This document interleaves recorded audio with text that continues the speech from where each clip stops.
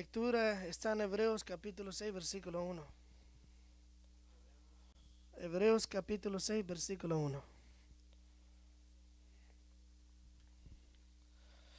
Y lo decimos en el nombre del Padre, del Hijo y del Espíritu Santo. Dice: por tanto, dejando las enseñanzas elementales acerca de Cristo, avancemos hacia la madurez, no echando otra vez el fundamento del arrepentimiento de obras muertas y de la fe hacia Dios. Una vez más: por tanto, dejando las enseñanzas elementales acerca de Cristo, avancemos hacia la madurez, no echando otra vez el fundamento, el arrepentimiento de obras muertas y de la fe hacia Dios. Incline sus cabezas y oremos. Padre que estás en el cielo, que esta predicación sea de bendición primeramente a mi vida, Señor, que no sea un símbolo resonante, que seas tú obrando, que seas tú hablando a tu pueblo. Quiero ser un grato perfume a tus pies, Señor, que ministre y bendiga la vida del oyente y de tu iglesia. En el nombre de Jesús, amén. Pueden sentarse. ¿Qué es crecimiento? El crecimiento es simple y sencillamente la acción y el efecto de crecer. Es necesario crecer para aprender de nuestros errores. Dijo Pablo: fui niño, pensé como niño, pero ahora pienso diferente. Hay que pensar diferente en la vida, no solo quedarnos aquí. Hay que crecer para de gloria en gloria Dios nos usa. Así dice. Ahora, en el ámbito cristiano, ¿de qué manera crecemos como cristianos? ¿Acaso es por acumular más conocimiento bíblico o llevar a cabo más obras cristianas? Estos tres conceptos son nuestros significados, pero si vamos a la Biblia, dice que el conocimiento es esfuerzo propio, sino un asunto totalmente del crecimiento de la vida. En más contexto, una vida que debe crecer es la vida divina, la vida de Dios. Cuando nos volvimos a Dios por primera vez y creímos en Jesucristo, no solamente fuimos salvos del juicio de Dios, incluso nacimos de nuevo en nuestro espíritu con la vida de Dios. Ahora, aparte de nuestra vida humana, tenemos la misma vida de Dios en nosotros. Fuimos quitados de las tinieblas, pasados a la luz, y llegamos a ser hijos de Dios, pueblo escogido, y tenemos esa promesa en el cielo que un día Él regresará por su iglesia. En Juan capítulo 1, versículo 12 al 13 dice: mas a todos los que le recibieron, a los que creen en su nombre, le dio autoridad de ser hechos hijos de Dios, los cuales no son engendrados de sangre, ni voluntad de carne, ni de voluntad de varón, sino de Dios. Así como el nacimiento de un niño en la vida secular es el comienzo de una vida hasta llegar a la madurez. De la misma manera, Dios quiere que nosotros maduremos. No nos quedemos como niños estancados, o en adolescencia o preadolescencia, los jóvenes a llegar a la madurez. Aquí dice también: Dios desea ver ese hijo crecer en su vida. Crecer como cristiano no es el desarrollo de nuestra vida natural o humana, es el crecimiento de la vida de Dios en nosotros. Hay tres principios importantes para lograr este crecimiento cristiano. El primero es la humildad, y el segundo es buscar sinceramente la oración, y el tercero es obediencia a los mandatos de Dios. Humildad significa subordinarse, pero no arrastrarse. ¿Qué significa? La humildad y el subordinarse van de la mano. La palabra de Dios dice que nosotros como cristianos debemos subordinarnos bajo los unos a los otros en humildad. Con subordinarnos y revestirnos de humildad podemos crecer paz y unión con nosotros. No debemos de ser tan orgullosos y altos de que no podemos recibir amonestación o consejo. Tampoco hay que tener la mentalidad que nuestras propias opiniones y pensamientos son siempre mejores que los demás. Eso no es bueno. Dijo Salomón que no seamos sabios en nuestras propias opiniones. Pensar así no nos lleva al progreso ni a la unidad de Cristo. Eso lo lleva al fracaso. Ser sumiso y humilde no significa de ninguna manera que debemos ceder ante otras personas. Pablo fue muy claro cuando dijo que debemos servir a Dios y solo a Dios. Por precio fuiste comprado, no seáis esclavo de los hombres. Pues busco ahora el favor de los hombres o de Dios. O trato de agradar a los hombres, pues si todavía agradara a los hombres, no sería siervo de Cristo. Si bien es importante subordinarnos para así aceptar la amonestación y seguir humildes nuestros propios ojos, como cristianos debemos buscar agradar a Dios con nuestras vidas. Debemos temerle y guardar su palabra. Este debe ser nuestro enfoque, humillarnos bajo la voluntad de Dios, vivir y mantenernos ocupados en guardar sus mandamientos y no tratar de satisfacer las exigencias y expectativas de esta sociedad o de este mundo.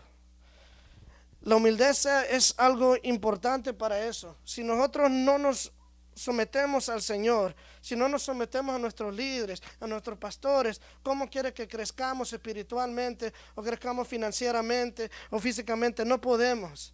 Hay que someternos a lo que dice la Escritura, unos a otros, para que seamos de bendición. Da gracias a Dios y tenemos gracia ante la multitud. Humildad significa que usamos nuestros talentos y habilidades. En Romanos capítulo 12:3 dice: digo pues, por la gracia que me es dada a cada cual que está entre vosotros, que no tenga más alto concepto de sí, el que debe de tener, sino que piense de sí con cordura, conforme a la medida de fe que Dios repartió a cada uno. Tener esa mentalidad humilde es pensar con prudencia de uno mismo. Esto significa que no nos jactamos de nuestras habilidades y capacidades. Esto no quiere decir que debemos ignorar los dones y los talentos que Dios nos ha regalado. Dios desea hacer una obra enorme de transformación a través de nuestra vida. Nosotros saben que somos portadores de gloria. Somos la semilla que Dios usa para los enfermos, para el que está caído, para el que necesita amor, para el que necesita paz. Dios usa esos canales de bendiciones para tocar a esas vidas que necesitan de ese amor, de esa misericordia que Dios un día en esa cruz hizo por nosotros. Que Él nos amó tanto que se humilló, fue inmolado, dice la Escritura en Isaías, por morir por nosotros, que no merecíamos ser llamados hijos de Dios, pero ahora por su gracia y su amor podemos confiar en esa promesa que vamos a ir al cielo y tendremos nuestras mansiones allá. Él nos ha dotado con nuestros propios talentos y dones, cada uno en el reino del Señor. Cada uno trabaja diferente. No todo va a ser pastor, no todo va a ser evangelista, no todo va a ser maestro, no todo va a ser músico, no todo va a ser profeta, no todo va a ser lo que sea, X cosa. Cada uno trabaja como una organización. Digamos, nuestra iglesia están los sugieres, está lo que es el departamento de finanzas, están las cámaras, están los que tocan, está el predicador, está el que dirige, todo eso, va en conjunto todo eso. Cada uno dele gracias a Dios por ese privilegio que uno tiene de servirle al Señor. Las cosas tan sencillas a veces nosotros se nos olvida de dónde Dios nos trajo. Y cuando estamos en el problema, entonces es que acudimos al Señor. No seamos así. La humildad es usar nuestros talentos y habilidades bajo la dirección y guía de Dios. Es para darle a Él toda la gloria. Pedro capítulo 4, 10 al 11 dice: cada uno según el don que ha recibido, ministrelo a los otros como buenos administradores de las multiformes gracias de Dios. Si alguno habla, hable conforme a las palabras de Dios. Si alguno ministra, ministre conforme al poder que Dios da, para que en todo sea Dios glorificado por Jesucristo, a quien pertenece la gloria, el imperio por los siglos de los siglos. Y la iglesia dice: amén. También la humildad es la clave para el progreso. En Santiago capítulo 4, 6 al 8 y el 10 dice: pero Él da mayor gracia. Pero este dice: Dios resiste a los soberbios y da gracia a los humildes. Someteos pues a Dios, resistid al diablo y huirá de vosotros. Acercaos a Dios y Él se acercará a vosotros. Humillaos delante del Señor y Él os exaltará. Así de fácil. Así de fácil es. Dios trabaja de acuerdo a las leyes. Es una ley natural que si nos humillamos bajo la poderosa mano de Dios y sometemos nuestra propia voluntad, nuestra propia carne, nuestro propio ego, nuestro propio yo, entonces Él nos dará la gracia que necesitamos para vivir una vida cristiana en verdad y nos exaltará en el tiempo que es perfecto de Él. Así es que Dios trabaja. Podemos ver que Jesús fue el máximo ejemplo en la humildad. Él no valoró su propia reputación o su honor, sino que se ofreció voluntariamente en cada situación. Así que la voluntad de Dios se cumpliera y que Dios pudiera ser glorificado a través de su vida. Si tenemos la misma mentalidad, humildad, así como nuestro Señor Jesucristo, para ser obedientes a la palabra y a la voluntad de Dios, entonces vamos a ser capaces de hacer un progreso increíble en nuestras vidas cristianas. Dios realmente nos sigue de cerca en nuestros corazones. Él sabe nuestros corazones más que nosotros nos conocemos. Y Él es celoso para fortalecer a aquellos que quieren vivir para su gloria. El que encuentra esa puerta y quiere más del Señor, de esa fuente inagotable, Él está ahí. Él está ahí. Si lo buscas, me encontrarás. Buscadme y viviréis, dice la Escritura. Él es el pan de vida. Él es el que sacia las sequías de tu alma, el que te llena de favores y de misericordias. Él es el que te saca del hoyo, de los problemas. Él es Dios. Mi mano hizo todas estas cosas, dice, y así todas estas cosas fueron, dice Jehová. Pero miraré a aquel que es pobre y humilde de espíritu y que tiembla mi palabra. Dios nos ve y nos da la gracia que necesitamos para lograr un progreso real en nuestra vida cristiana. Segundo punto es búsqueda sincera en oración. Aplauso para el Señor si es para Él. Amén. La oración significa oración y ruego, perseverancia. Búsqueda de Dios siempre es el fundamento para crecer. Jesús nos enseñó la importancia de orar, desarrollando intimidad con Dios. Él mismo nos compartió un modelo para orar. Cuando procuramos la presencia del Señor, Él nos revela su voluntad y nos guía camino a la victoria personal y espiritual. Jeremías 33 dice, clama a mí, yo te responderé y te enseñaré cosas grandes y ocultas que tú aún no conoces. Hay que clamarle a Él y Él se acordará de su pueblo, inclinará su oído y escuchará el clamor que hay en su pueblo. ¿Qué hacía el Señor Jesús? El Señor oraba antes de comenzar su jornada. El Señor Jesús oraba antes de tomar grandes decisiones. ¿Cuántas veces nosotros creemos que Dios está con nosotros y tal vez no le damos la oración o el tiempo al Señor y creemos que es la voluntad de Dios?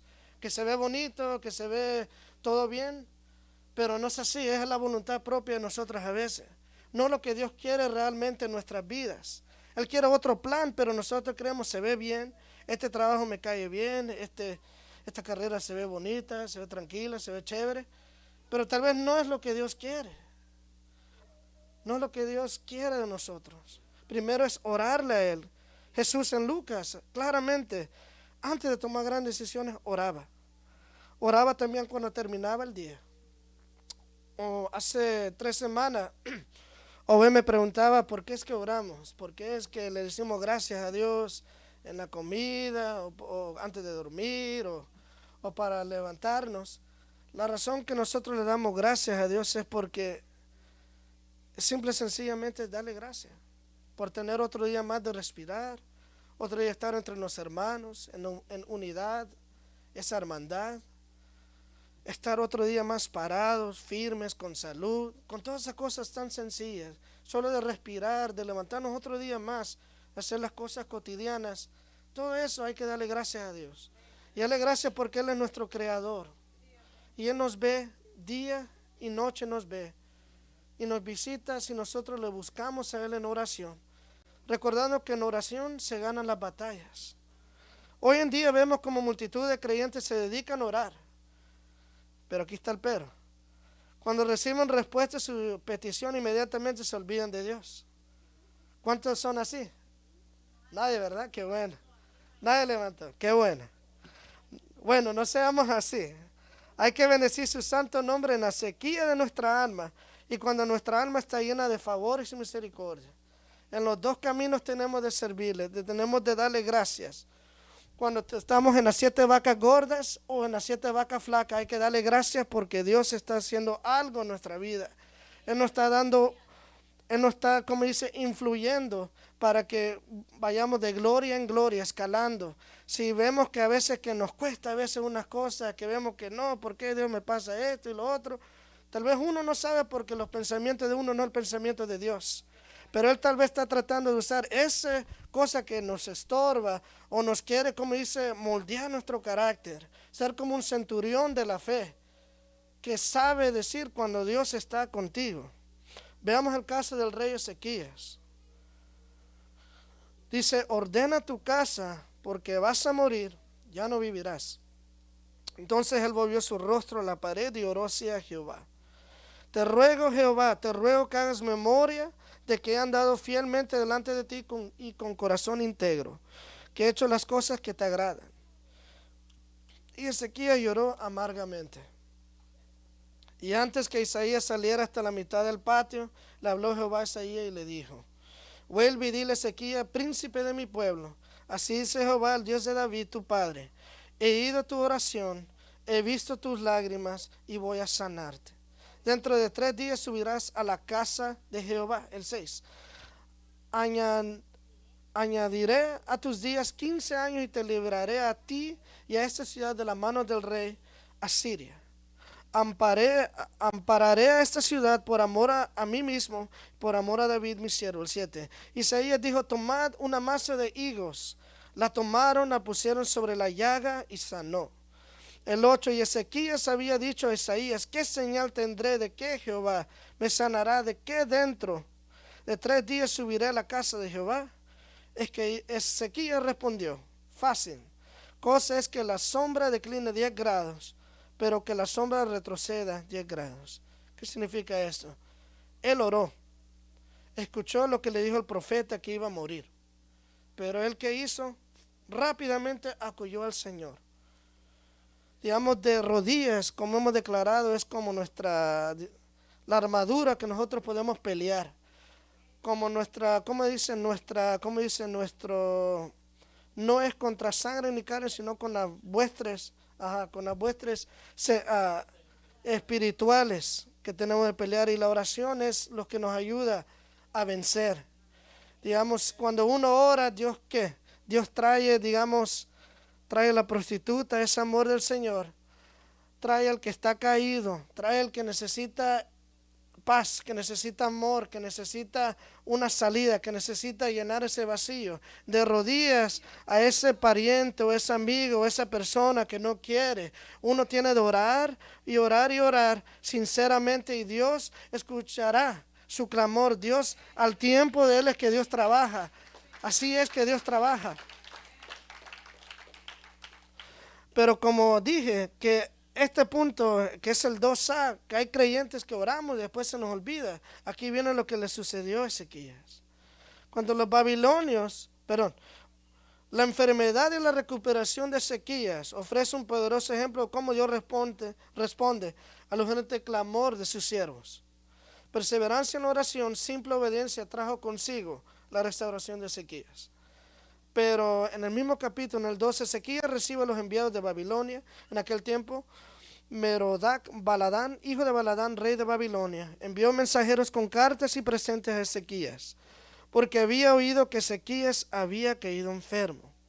El 13, Ezequías los atendió y les mostró todas las casas de su tesoro, la plata y el oro, las especies, ungüentos preciosos, su depósito de armas y todo lo que había en sus tesoros.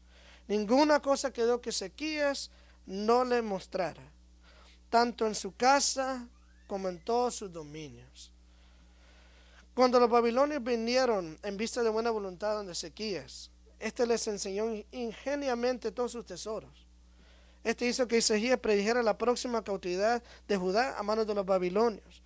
En vez que Ezequías era un buen rey, era fiel, era temeroso del Señor. Pero cuando Isaías le preguntó qué les había enseñado a los embajadores de Babilonia, él contestó: vieron todo lo que vi en mi casa. Nunca habló de la sanidad que recibió del Señor. Por el relato hecho en 2 de Crónicas, capítulo 32, 34 al 31, dice: parece ser que la prosperidad, el éxito y la salvación de la enfermedad de Ezequías lo hicieron soberbio.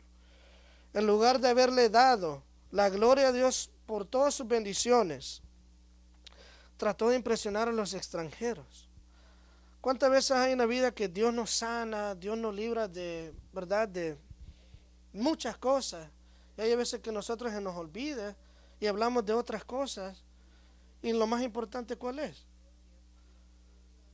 Exacto. Se nos olvida a veces que lo que Dios hizo en nuestra vida ya pasó y ve. Un día a la vez sigue. No. Hay que darle gracias a Dios por lo que Él hizo, es lo primero. Y después ya darle gracias a todas las bendiciones que le ha dado. Aquí dice: cuando Dios nos ayuda, no debemos utilizar sus bendiciones para impresionar a los demás Un testimonio de victoria puede degenerar rápidamente en vanidad y alabanzas propias. Hay que ser humilde, como dije en el punto primero. Si se va a gloriar, gloríese en uno mismo. Si no está pasando el problema que está su hermano o hermana, gloríese en sí mismo. No hay que, ¿verdad?, llamar la atención, impresionar. No es necesario eso. El Señor Jesús nos enseñó que debemos orar por nuestras vidas personal, familiar y ministerial. Eso es bien importante. Si nosotros no oramos, ¿cómo Dios nos va a bendecir? ¿Cómo Dios va a escuchar la oración de un creyente? Dios no trabaja así. Usted hace su parte, Dios hace la de Él, y al tiempo de Él, Él se gloría. El Señor Jesús oraba, ¿para qué? Para agradecer al Padre Celestial. Señor Jesús oraba cuando ministraba. Señor Jesús oraba para que ocurrieran milagros. Señor Jesús oraba en los tiempos de angustia. Glorificaba a Dios. Reconocía el poder y la voluntad de Dios. El Señor Jesús se sometió a la voluntad de Dios. Qué fácil es seguir el ejemplo de Jesús, pero nos cuesta a veces. Nos cuesta. Cuando leemos la Escritura aprendemos que nuestro Salvador le concedía particularmente importancia a la oración. De Él aprendemos que por encima de todo, oras es y debe ser en nuestra una necesidad de orar. Que nuestra alma clame al Señor, de buscarlo. Jamás se olvide que orar se aprende orando. Tenga presente además que la mejor manera de enseñar a nuestra familia sobre la importancia de orar es cuando nosotros mismos tenemos ese principio en nosotros. Hoy es el día para comenzar, es tiempo de crecer. Si nosotros no oramos, ¿cómo queremos que nuestros hijos sigan el ejemplo si el ejemplo que le estamos dando no es bueno? ¿Cómo queremos que los hijos cambien y nosotros no cambiamos? Llevamos 10, 15 años en el Evangelio y seguimos rebeldes todavía. No nos sometemos. No hay que ser así, hay que orar que el cambio se vea en nosotros. Digamos, hay un hermano allá, el hermano Germán, él me cuenta su vida antes de Cristo. Rápidamente él cuenta que él se emborrachaba, hacía todas esas cosas, ¿verdad? Esas cosas de la vida. Y pues cuando ya al principio él ya llegó a los caminos de Dios, los amigos se reían de él. ¿Cómo posible, Germán, que andas ahí en esa cosa? Deja esa cosa. No vale la pena, man. Vive la vida, disfrútala, solo vives una vez. Pero poco a poco, en vez de él hablar, era con sus hechos. El testimonio es más importante. Pablo dijo, ¿de qué me vale hablar 1000 palabras si ustedes no me entienden? Es mejor hablar 5 palabras para que ustedes entiendan y para que eso se gloríe al Señor. Así es que uno tiene de crecer. Esa es la voluntad de Dios. Orar por nosotros mismos antes. Ver nuestros defectos, lo que es bueno, lo que es malo, lo que son nuestras fortalezas, nuestras debilidades. Ver nosotros antes de orar por los demás. No creernos como los sacerdotes, como los fariseos a veces, que oraban, oh Señor, no soy como esta. No hay que ser así. Una oración humilde es lo que el Señor quiere. El tercer punto, obediencia a los mandatos de Dios. Obediencia, tan fácil, pero es difícil de aplicar. ¿Por qué? Porque todos queremos hacer las cosas a nuestra manera. Como decía Julio Iglesias, vivir la vida a mi manera. No es así. Nosotros queremos gobernarnos nosotros solos. Eso lo puede apreciar en una relación familiar, pero también en la iglesia también se ve. Digamos, hay líderes que no se someten al pastor porque sienten que la unción sobre ellos y no deben seguir sus orientaciones. En una congregación así jamás se producirá un avivamiento. Hay que someternos unos a otros, acordando quién va en la estructura. Y si el ángel de la iglesia es nuestro pastor aquí, hay que someternos a él. Gusta o no nos gusta, porque él es el ángel que Dios puso aquí para acudir por nosotros. Creo que yo dije que Dios trabaja. Amén. Digamos, todas las ovejas que pertenecen al gremio del pastor Urbina aquí, pertenecen, ¿qué es lo que él hace? Él ora por cada uno. Él conoce quiénes son los que diezman, quiénes son los que ofrendan, quiénes son los que son consistentes, quienes llegan una vez al año o 2 veces al año, 3 meses, 6 meses. Andan de como remundo, decía uno, van 4 meses aquí, después caen otra vez. Dios sabe todo eso, pero hay que someternos a Él porque Dios los puso aquí. Y si nosotros no nos sometemos a Él, no podemos crecer. Es lo que decía el pastor la semana pasada, que la hermanita era profeta y todo, y que le decía las verdades y que no le gustaban y que la corrían de la iglesia. No era sujeta. ¿Cómo va, cómo ella va a ese ministerio que Dios le ha dado? ¿Cómo va a aumentar o crecer si no se somete? Así no trabaja Dios. Jesús, ¿qué hizo? Él se sometió hasta la muerte, se sometió. Dejó ese calvario y su manto dejó. Y venció la muerte así. Callado y silencioso fue la muerte. ¿Para qué? La resurrección y la gloria es para Él. ¿Y ahora qué? Reina por los siglos de los siglos a la diestra del Padre.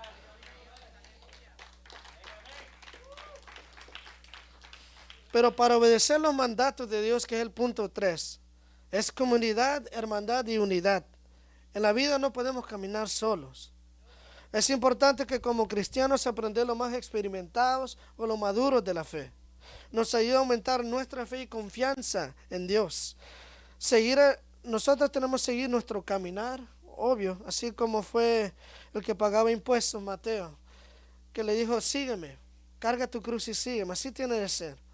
Recuerde que después de aceptar a Cristo y recibir el Espíritu Santo, oración en nuestra vida diaria, leer la Biblia. El ejemplo de seguir a Cristo así es, siempre el amor de Jesucristo estará. Cuando cambio se ve, se reflejará un cambio en nuestro corazón. Ese es el aspecto más importante en la vida cristiana.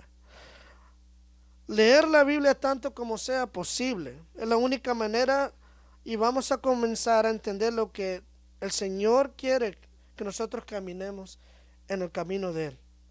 Si uno no lee la Biblia, puede caer otras doctrinas, otras sectas, otras religiones, porque no está fundado en la sana doctrina de leer. No lee, no ora. ¿Qué creyente es ese? Es frío. No, Dios no se manifiesta así. Hay que estar activos. ¿Qué es lo que le pasó al rey David? No criticando al rey David. El rey David hizo grandes cosas, pero él tenía que estar en guerra con su ejército. ¿Pero qué estuvo? Pajareando, viendo a una mujer. ¿En vez de qué? En vez de estar con su equipo allá batallando el mal, ahí la casa de David fue un desastre. Ahí lee la escritura, ahí es. Por eso es que cuando dice, ay, es que tanto trabajo, Señor, me das, es que nos quiere mantener ocupados para no caer en tentaciones o en el lazo del cazador. Por eso que Dios nos usa así, para tenernos activos, para que el día de mañana no caigamos en tentaciones. Podemos ver el caso de Felipe y el eunuco de Etíope. En cuanto a Felipe, un ángel del Señor le dije, ve al sur por el camino del desierto que va de Jerusalén a Gaza. Entonces él emprendió su viaje y se encontró con el tesorero de Etiopía, un eunuco de mucha autoridad bajo el mando de Candace, la reina de Etiopía. El eunuco había ido a Jerusalén a adorar y ahora venía de regreso. Sentado en su carruaje, leía en voz alta el libro del profeta Isaías. El Espíritu Santo le dijo a Felipe, acércate y camina junto al carruaje.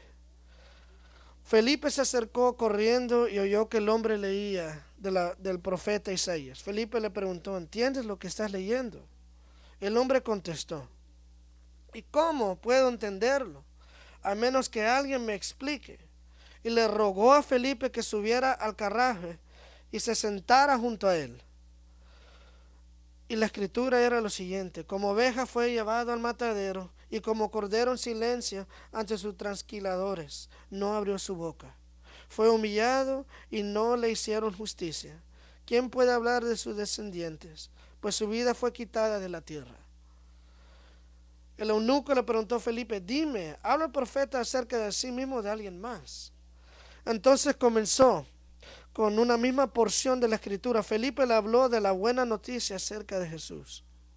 Mientras iban juntos, llegaron a un lugar donde había agua. Y el eunuco le dijo, mira, ahí hay agua. ¿Qué impide que yo sea bautizado? Ordenó que detuvieran el carro, descendieron al agua y Felipe lo bautizó. Cuando salieron del agua, el Espíritu del Señor arrebató a Felipe y el eunuco nunca más volvió a verlo, pero siguió su camino con mucha alegría. ¿Qué podemos entender aquí? Como dije al principio, que si nosotros no tenemos a alguien que es maduro en la fe, que nos ayude, como dice, a abrir o empaparnos del Señor Jesucristo, de la Escritura, que es vida, no podemos crecer. No podemos crecer, digamos, tantas religiones ofrecen tres cosas. Ofrecen pertenecer a algo más grande que ellos mismos, sentirse amados, pertenecer a una comunidad. Y si queremos hablar de religión en el ámbito aquí cristiano, sabiendo que lo que nosotros creemos es palabra de Dios y no religión, pero Dios nos ofrece el camino, dos caminos nos ofrece. Él nos da el libre albedrío. Escojamos la humildeza, seguir en lo que es los mandamientos, orar, leer, estar activos en el Señor o perdernos en el mundo. Él nos da esa opción. Cada uno tiene que pensar en eso, que Dios nos da las dos opciones. Pero Dios, ¿qué? Dios ama, ¿qué? Al pecador, pero aborrece el pecado. Y Él quiere que todos se salven. Él quiere que todos sean de esa predestinación, que somos ahora pueblo de Dios, que ahora somos linaje escogido. Pero ese es el plan perfecto de Dios que quiere. Pero si nosotros no estamos en el camino, nos toca lo que no nos tiene de tocar, la muerte. Dios quiere que todos sean salvos y que todos vivan por la eternidad. Y aquí el eunuco aquí buscaba, leía la palabra, aunque no lo entendía, aunque uno tal vez no entiende la palabra, pero eso tiene poder. Cuando uno no entiende, Dios trabaja así, para que alguien le explique y después, que lo haga entender más. ¿Cómo nos utiliza Dios para llevar el mensaje de Cristo a otros? Son 4 preguntas que ustedes háganse ustedes mismos.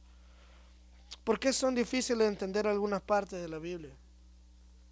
¿Dónde podemos obtener ayuda para entender mejor la Biblia? ¿Cómo puede usted involucrarse en hablar de Cristo a los demás o ayudar a otros a hacerlo?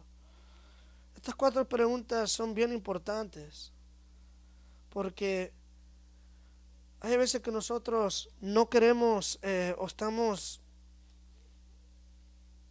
callados a veces, que no queremos hablar, o qué dirá mi amigo, amiga, o qué dirá la gente si comienza a hablar de religiosidad y después no le gusta y después esto y lo otro. Pero si vamos a obedecer a los mandatos de Dios, hay que predicar el Evangelio, hay que predicarlo. ¿Y cómo es que uno puede desarrollar o puede, como dicen, empaparse más de leer la Biblia? Digamos, hay un adventista, un amigo que vive allá, él me pregunta, ¿y por qué ustedes? Así como el Etiopía, casi así igual me dice, ¿y por qué ustedes dicen bienvenido Espíritu Santo? ¿Por qué dicen eso? ¿Acaso que hay 2 Espíritus Santos y el Espíritu Santo no mora en uno? ¿Cómo que ustedes dicen eso? No entiendo. No entiendo. Él me dice, Paul, dice, no entiendo. Yo le digo, él sabe que yo estoy congregándome allá y voy afuera los fines de semana. Y cuando regreso le dije, ¿qué es lo que tú me dices cuando nomás entro a la puerta? ¿Qué es lo que tú me dices? Welcome Paul, welcome. Entonces, ¿por qué no le podemos dar la bienvenida al Espíritu Santo? No hay nada malo en eso. ¿Qué es lo que quiero dar a entender? Es un mismo análisis en lo que aquí Felipe y el eunuco no entendía. El resumen aquí es: debemos abrir nuestro entendimiento para aprender con el Espíritu Santo las estrategias de cómo acercarnos a la gente con el mensaje del Evangelio de Jesucristo. No a reclamarle, no a decirle que estás en el pecado, no a decirle no. Comenzarle que Cristo es amor y te salva y llena las sequías de tu alma. Así tenemos de ser. Dejémonos ser guiados por el Espíritu Santo para poder crecer. Si el Espíritu Santo no crece en nosotros, él también me preguntaba, pero el Espíritu Santo tiene límite. Lo mismo que aquí, pero el Espíritu Santo tiene límite. Y dice, ¿en qué tiene límite? Cuando uno está fuera de los caminos de Dios, no es que el Espíritu Santo tiene límite, no. Obviamente él no va a participar en cosas malas, porque él no se siente bien. ¿El qué hace? Se entristece. Es un gemido, llora. ¿Por qué? Porque uno no está en el camino que antes él estaba. Él no puede estar con la carne. Él tiene que estar con gente que alaben al Señor, que lo agraden. Esa es a donde él quiere estar. Pero cuando nosotros le damos la espalda al Señor, los ángeles que acampan alrededor se van. El Espíritu Santo ahí está, pero está sentado, está atado. Entonces, ¿qué pasa? Somos, ¿qué? Vulnerables a los ataques del enemigo. Pero como dije, tenemos que ser guiados por el Espíritu Santo para poder crecer en esta vida. Recordando que esta carrera es corta, pero la medalla será allá en el cielo.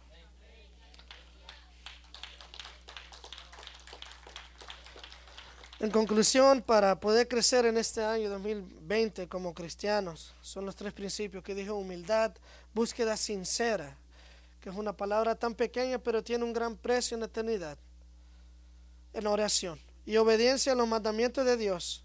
No solo podemos tener gracia, solo la verdad.